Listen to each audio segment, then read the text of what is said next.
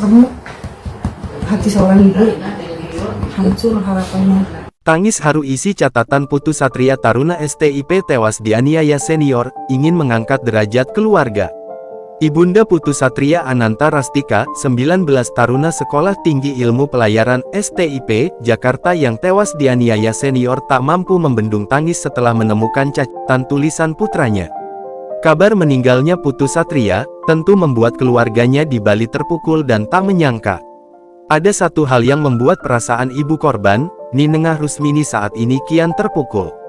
Yakni ketika ia menemukan catatan yang ditulis oleh Putu Satria di buku tulis. Kemungkinan catatan itu dibuat saat Putu Satria belum lama ini. Dalam catatan tersebut, Putu Satria mengungkapkan harapan dan cita-citanya. Saya orang yang mudah bergaul dan beradaptasi, kekurangan saya pelupa. Saya dilahirkan untuk mengangkat derajat keluarga. Tugas saya di keluarga adalah memberikan contoh kepada adik-adik saya. Tugas saya kepada negara, adalah mengabdi dan membangun bangsa ini.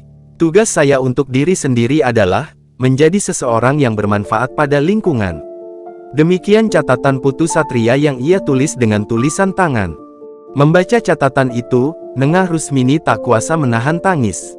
Perasaannya begitu terluka, membaca catatan sang putra yang memiliki motivasi untuk mengangkat derajat keluarga, hingga menjadi contoh tauladan bagi adik-adiknya. Dan senior itu udah nggak ada, yang ada itu kakak adik katanya. Kenapa harus masih ada senior, junior? Itu yang bikin ada pembulian.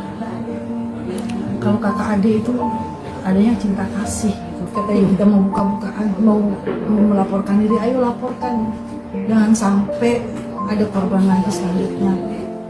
Sedih saya lihat, remuk hati seorang ibu, hancur harapannya.